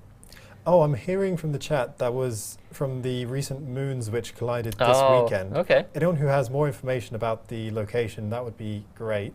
Yeah, everyone will know. Lots of people in the chat seem to know. Awesome. Any more, Adam? This one is Commander Soup Time. This one is giving off a nice sort of blue tint somehow. Is this a star maybe that's producing that blue tint? I suppose so. I guess it's the star in the background. Yeah, it could be. Reaching the planet's surface. I like the sort of dimly lit other planet as well there. It's very nice. I like to describe these as like the postcard images where there's no commander or ship in frame. It's just a take this scene, sort of wish you were here kind of thing. Yeah. Very, very nice. Soup Time is in the chat and they said, my first stellar screenshots win. The gas giant looks like the FDev logo. Oh, that's true. Yeah, I can see that. Nice. Okay, next one is from Commander Wally. Great name. And it is featuring a crate Phantom. It's the worst possible angle for guessing which one it is. I think you're right. I think it's a Phantom. And obviously a Phantom will always do well for me. Do you enjoy this one, Bruce? I enjoy this one very much. I know Paul did as well, because I think it's the one we used as the thumbnail on our social channels to let people know about the stream. Yep. Really, really cool. Just classic, nice ship. I think someone earlier in chat said, let's get as many crates as we can into this show while Arthur is away. Makes sense. Awesome. So I think that wraps up all of the stellar screenshots. Cool. And now we have a decision to make. I guess we have a couple of options. Either we try and hop in, do a little bit of gameplay, and chat with you all, or we just focus on the chat for a little while entirely. I mean, either way, I'm thinking maybe we hop into some gameplay. Yeah, we'll be interacting with you and I'll asking just questions wander anyway. around and we can just talk. I won't do anything crazy. Do you want to give a recap, I guess, of who we are, Twitch drops, etc. Bruce? Yeah, absolutely. Now feels like a good time. So for anyone who joined the stream late, welcome to Frameshift Live episode 8. We are your hosts, community managers, Zach and Bruce. And this is our show. So we tend to stream every 2 weeks now for 2 hours a pop on both the Frontier and Elite Dangerous channels on Twitch, as well as the Elite Dangerous channel on YouTube. If you're tuning in for the first time and haven't heard about our Twitch drops campaigns, then you should check them out. So by watching us on Twitch, either on the Frontier or Elite channels like I just mentioned, you'll be earning all sorts of cosmetics. So there's an ancestral tattoo pack, other purple things like purple flight suits, SRV and fighters, weapons and engine colours, as well as paint jobs and some bonus throw-ins as well in the form of nameplate packs. Why is the ship doing this? Why is the ship B the way it is? In terms of other drops, there's also a seasonal rotation of paint jobs that we give away for watchers of the stream. This is actually the last opportunity to earn the spring collection, which we're rounding out by today giving away the Diamondback Explorer Spring Lax and Spring Calm variants, as well as the same variants for the Crate Phantom. Like I say, this is the only time you'll be able to get those again, at least for, well, probably a year, I suppose. Yeah. If you're not already, make sure you've linked up your Twitch and Frontier accounts. You can do that by heading over to twitch.frontierstore.net/elite and link those accounts up, and then you'll be earning right away. So earlier on in the stream, we talked a little bit about Update 12. We can confirm that it is on track for the end of this month, but we reckon like the very end. And here's a look at some of the things that are to come. So we mentioned general performance and optimization improvements. In terms of features, we've got interactions while sitting down. So you'll be able to access the menu wheel as of Update 12 while sat. You'll also be able to speak to any bartender if you're sat at a bar. And you'll also be able to access and use the screen that is right next to you when you're sat down in a fleet carrier owner's seat, and you'll be able to manage all of your fleet carrier options from there. Black markets are also going to offer an increased amount for stolen goods, just to balance, as a balancing change really for anyone who likes anarchy, criminal, illegal gameplay. And in addition to that, there's just going to be a huge number of bug fixes and improvements generally in the update itself. Notably, there's also the addition of a shipyard terminal to the detention center. So for those anarchy and illegally inclined players, you'll be able to get right back into the action as of Update 12, rather than having to travel via taxi from the detention center to a station with a ship that you can use. You'll just be able to fly right out, essentially, having served your time. And there's also going to be a new mission variant. It's the illegal variant of the Protect missions, I think they're called. This one's going to be called Defense, and the idea is that it's similar, but you'll be protecting cargo illegally this time. And there's been some improvements and changes to the mission type in this new variant. So we actually had senior designer Tom Kewell join us to talk through some of those changes, including lulls in the waves as they appear, but also a ramp up in intensity and that sort of thing. We do encourage you to watch the VOD back if you haven't, if you weren't able to catch that part of the show. It was a really interesting discussion with that developer. Then we talked through Supercruise news and we summarized everything that happened in Galnet the past couple of weeks. So if you want to catch up on the latest in-game stories, head over to the Galnet section of the Elite Dangerous website and do so, or check out the Galnet News Digest, where on YouTube a pair of our favorite content creators go through all of the articles and do some really nice summaries of what's happening in the news. In terms of the community goal, so the most recent community goal just ended, and that was to supply rare goods for Rackham and his party. We gave a shout out to the top 10 commanders, well done. Obviously it was a successful CG. And the new CG just kicked off today. So that was for the Kumo crew, and it was a combat CG. A quick summary of that is to say that the Kumo crew syndicate engaged in open warfare on pirate insurrectionists led by Arc Corsair Vidar Trask, which is gathered in the HIP space 10792 system. Trask recently led a failed coup to overthrow Archon Delane, and the Pirate King is thirsty for revenge. So in this CG you'll be able to fight for either side, but the CG itself is only fighting for the Kumo Council. And there are some awesome pirate-themed paint jobs up for grabs if you are successful in that CG. I believe we showed off a cool red, white, black one for the FDL, and a orange, black, white one for the Viper, which just looked banging. That's the technical term. Yeah, you've used that a few times now. Oh, I'm going to have to find a new new catchphrase, new vocabulary. We also gave some shout-outs to Trogathon and Operation Warbucks, who both held charity streams recently, which were shared on the community events calendar. So head over to the website to post and check out community events. They both raise money for special effect in terms for Trogathon, and then Operation Warbucks and Radio 7 raised money for Save the Children. So huge shout-outs and congratulations to both, as well as a big thanks to anyone who participated and contributed to that.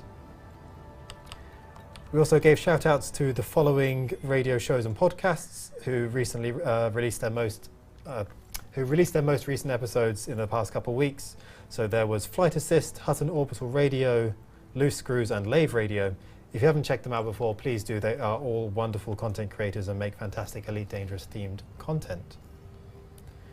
And that brings us up to where we just were, where we showed off the Stellar Screenshots. As Zach mentioned, Stellar Screenshots is a weekly competition where you can submit your screenshots to our Twitter, Facebook, all the forums, threads, otherwise just generally on those channels with the hashtag Stellar Screenshots. And any that do get picked up and featured on the full list on Instagram, as well as on this show, which will only be for every other week now, will win as one of our sort of featured screenshots and earn themselves one of 3 exclusive paint jobs for the Asp Explorer. And I think that just about rounds up the stream and where we're at now. Yeah, sounds good. So I appreciate there's about, we're that awkward 42, 43 minutes past. So do I say there's 20 minutes left or 15 minutes left? Well, there's 17. There are precisely 17 minutes left in the stream.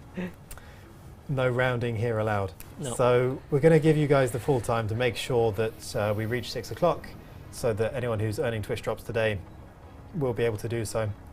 And then we're going to head off. So in the meantime, Zach, what are you up to? Well, I'm just flying to this starport. I wanted to give a nice view, but I realised I have to press num 0, you know, to get into the free cam in the when you're in the camera suite. Right. I have to press num 0 to do so, and this keyboard does not have a numpad. Right. So there's probably a way of doing it. I just don't know that. So it doesn't matter, I guess, is the solution. It just doesn't matter. I suppose. I mean, I could rebind it in the settings, but yeah.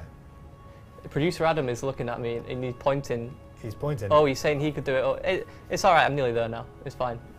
But yeah, this we'll have to change the keybind. That's because I want to show off. I like to show off the ship when I'm doing a long okay. It might be journey. worth swapping the keybinds around. Let me see if I do a loop of shame, chat. Almost certainly, because it's a stream. Pavlo Kemper says, "Hello guys, you're doing an amazing job." That's a very kind message. Thank you for sending it. Thank you very much. I guarantee if I was at home doing this exact thing, I would smoothly make this jump, because it's easy. It's always the way. It's so easy, and yet I'm probably going to mess it up because we're live. So I have undying respect for all of our content creators who do this stuff frequently with many, many eyeballs watching them, because I personally know what the performance strain is when you've got thousands of people watching. It's a real thing. I get a similar thing when I'm sharing my screen for some work meeting or whatever it is. Yeah. I just forget how to type or how to do anything with a computer, in fact. True. So yes, it's a similar sort of effect. How close am I? Frank the Tish is asking how did we come to Frontier and come to work on Elite? Thanks for the question. So in my case, I'd actually been working in community a couple years prior at another company in Cambridge, but it was time for me to look for the next step. And I applied at Frontier, and Elite for me just stood out. So I had live game MMO experience already, and that made Elite sort of a better fit just off the bat than, say, our boxed products. It's not to say they're not good products. I love all of Frontier's games, but Elite really stood out to me, and it just super appealed. So I applied for this position, and that's sort of how I fell into it. Zach, what about yourself? Similar boat. I was doing community management for a couple of years, both in games and before that outside of games. I was just doing social media stuff with the intention of getting into games. I probably applied for Frontier in my history probably around 8 times, I reckon. Rejected 7 times, nailed it on the 8th. 8th time lucky. Yeah, so yeah, I've always been a fan of Frontier and Elite and the other games like, Planet Coaster, Planet Zoo. I play a lot, so it just made sense, really. Sure. That's a good story to tell, though, because the video games industry can be very competitive. Oh yeah, there are tens, if not hundreds, of applicants often for a given position, especially at the larger studios. Saffron says, "Well done, Zach, for not giving up," and that's kind of what I'm leaning into, Zach. So between your first and final application, yeah, could you give any advice to someone in terms of what you did to make yourself a stronger candidate and help you eventually land the job? Sure. I mean, what I made sure to do is between every application, I would have done something different. I wouldn't apply again if I hadn't have felt like, oh, I've changed something, like I've done something, like maybe I've worked longer in my job and learned something else in my professional job, or I've been doing some Twitch streaming on personally that has grown, or basically I've always been of the mindset of you have to do things outside of work to be noticed these days. Sure. Because there's so many people wanting to get into these jobs. Like Bruce said, the only way you're going to have a chance is if you stand out by doing something outside of work. So that's what I was doing. Every time Sure. I would apply, I'd be like, okay, now I've done this thing on Twitter. Now I've done this live stream stuff. Now I've done this blog. Now I've done this YouTube. And every time, eventually it builds up. So you've got a good portfolio, I guess, and it worked. Oh, great advice, and well done, man, for persevering. Thank you, mate. I appreciate that. JY Gamer has just claimed all of the drops. Nice. You are welcome and well done. We hope you enjoy them. At the beginning of the stream, I was very tempted to, well, just prior to the stream, I was tempted to share the summer paint jobs, knowing that they'll be the ones we start giving away next stream. But we refrained to avoid spoiling them. So I'm actually a big fan of the spring ones. The spring ones? For sure. Yeah. But I think the summer ones are a step up, Nice. in my personal opinion. Okay. You've seen the summer ones, right? I think so. Off the top of my head. Shall I be really teasing for the chat? No, that's horrendous. That's really mean. You can't do that. I can't show you a picture of them on my screen. No, that would be horrible. I mean, they'll get them. You'll get them eventually. I'm talking Next, about. in a I'm saying couple of they weeks. now as if Yeah. you're not there anymore. Sorry, chat. It's just. I think I know which ones they are. I but think you know. So it's these ones. Yeah, they are cool. Yeah. They're super cool, right? Yeah. Yeah. Oh, that one. Right. Yeah. Yeah. Some of those are good. Yeah, they're good. Yeah. They're really good. Not for your eyes yet. No. We're actually streaming again on the 2nd, it will be. It's the next Thursday, a fortnight from now. Sure. And we'll be giving away the first ones in that stream. Yeah. I'm not being called a monster in the chat now, I'm so sorry. How long have I got? All I can say is it'll be worth the Got wait. 12 minutes. All right. Maybe I literally just do like a delivery mission. Do I have the space? Oh no, we're not streaming on on the 2nd. I've just been informed that the 2nd is a bank holiday weekend, so, Ooh, nice. so we'll have to find some alternative. Maybe we'll stream on the Friday. Not decided yet, it's 2 weeks from now. But we'll let you know well in advance what we're doing that week. Yeah. Friday is also a bank holiday. Nice. Wednesday? Maybe. I mean, there's Maybe. plenty of us. We'll figure it find out. we'll find a solution. I'm blissfully unaware of bank holidays. I just let them be nice surprises generally.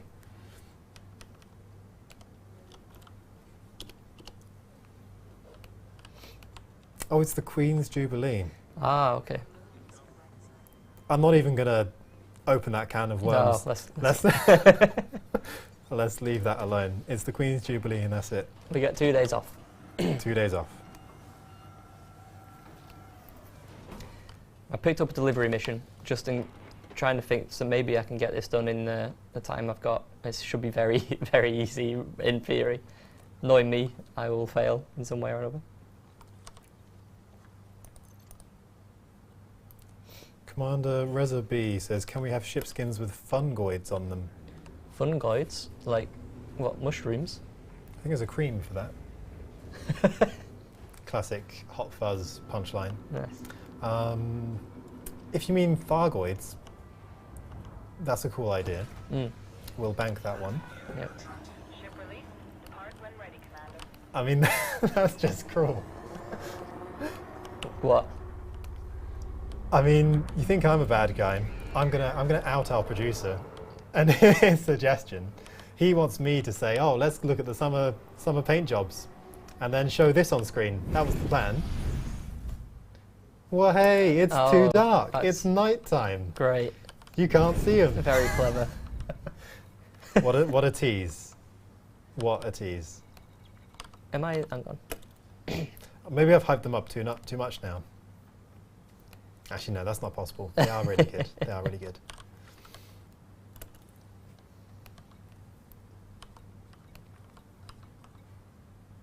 Nuanets. I can't see. Is that a B5?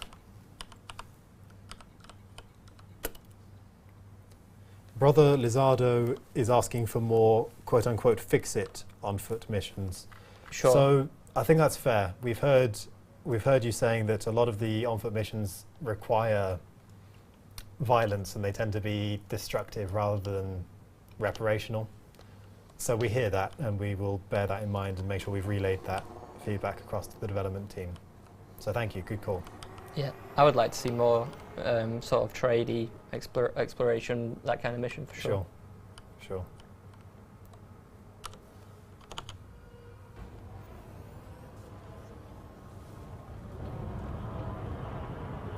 Greybeard has claimed all of their drops. Nice. Congrats, enjoy.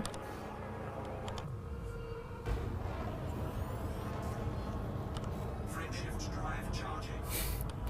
Flying Ostrich recommends that players fix the settlements with violence. I mean, Okay. sure. There is that.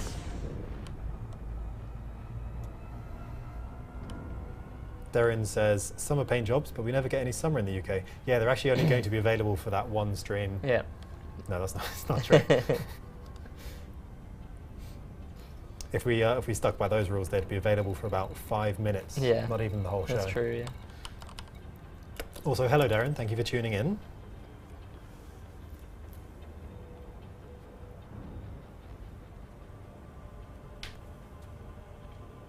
I'm approaching Yeo hydroponics site to do a delivery. My eagle. Ye old hydroponics site. Yold, yes, that's what it says. Yold.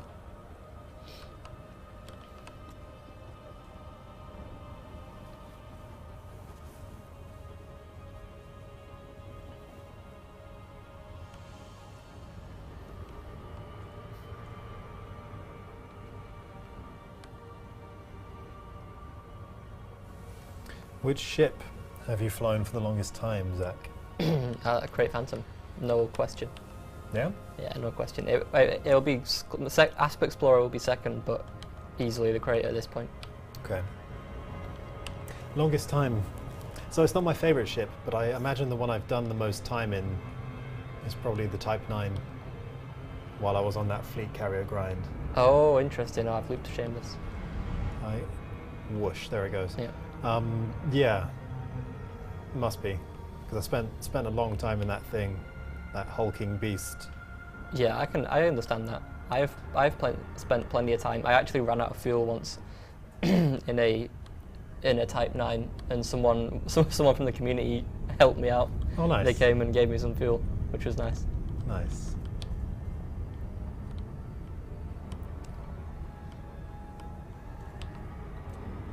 Body by Gravy asks if we have any tips for new players. So I would actually harken back, if you missed it, harken back to one of the things Tom said in the interview. Elite Dangerous, and this suits some people, but others I think it can be intimidating for new players. Once you're through the tutorial, Elite does sort of just drop you in and you are free to do whatever you want. But without that direction, often people do feel a bit either overwhelmed or spoiled for choice or not sure what to do next and prefer a bit of guidance. So what I would say for new players is starting out with missions is actually really good because it does familiarize you with a lot of those gameplay loops. And it also gives you a taste of them and figuring out what you like. If there was a second bit of advice I would give, it would be to do the opposite of what I did. So I've kind of got this gamer min-maxer mindset where I started playing and I immediately wanted the biggest ships, the most expensive modules, and to just fully kit out my commander. But in doing that, I missed out on a lot of the early to mid-game ships, the smaller and medium-sized ones. So now if I want to enjoy those ships, I need to sort of not downgrade as such, because even the medium and smaller ships have their niches in their place.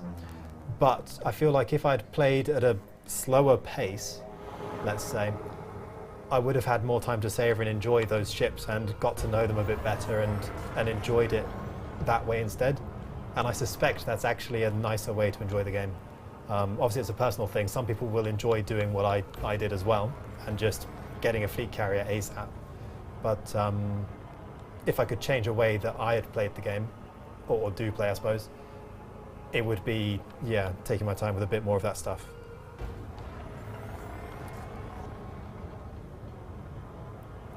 Do you have any tips for newbies? I pretty much echo what you said. I would do missions, make use of YouTubers, Twitch streamers who are very good at giving out tips. Check out some good third-party websites that exist to help new players as well. Obviously, check out the tutorials in game. But yeah, it just get stuck in. Really, is how just what do you want to do? Give it a whirl. Like Bruce said, start with a small ship. Don't spend too much money on something if you're not sure you want to. Like, don't kit out like a combat ship.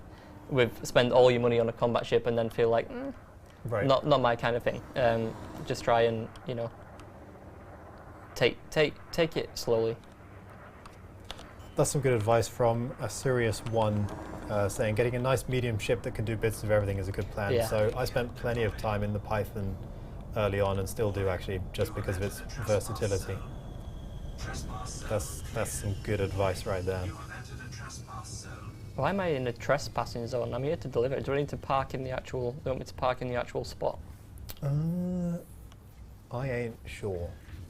Maybe you should just find out. I mean, I've already got a fine, so. Whoops. How long have I got? I'm curious. I'm conscious of the time. So we'll be live for about 2 or 3 more minutes. Great. Okay.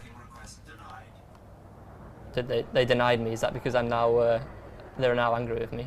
It could well be that you've upset them too much. Well, let me get out of the trespass zone. They're probably just going to like shoot me on sight now because they think I'm a criminal, when I'm just actually trying to deliver a package. Don't shoot the delivery guy. Yeah. Don't shoot the messenger, Bruce. Is that the phrase? Yeah. Liked my version. Right, if we can't finish this mission, it's fine, don't worry about it. It's only a delivery mission. But sure. I'll just keep walking around while we... Like we said, chat, we're going to leave at 6 o'clock sharpish, so that's a minute and a bit now. If you have any questions you'd like answered, now's the time. We'll try and answer a couple more, and then we'll round things up.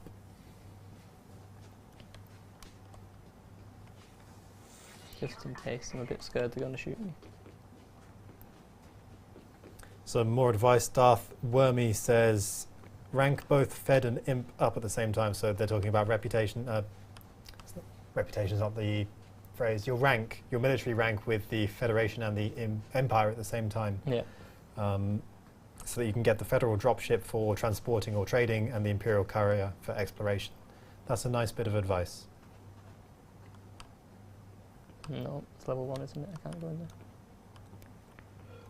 Looking for a terminal that I can access outside. You've got no time to find it, basically. Okay, that's fine. Don't worry about it. Okay, no worries. Thank you so much, everyone, for tuning in. Let's head back to the studio now and wrap things up. So we have been community managers Zach and Bruce, and this is Frameshift Live episode 8. Thank you so much for tuning in. If you missed it, check out the VOD on YouTube or Twitch after this, where we had an interview with Tom Kewell from the design team talking a little bit about update 12. And I think that's going to just about wrap things up for today. Thank you so much for joining us, as always. We're going to raid someone after this, so do stay tuned for more Elite Dangerous content. Otherwise, it's goodbye from me and Goodbye from me. 07, everyone. Catch you next time.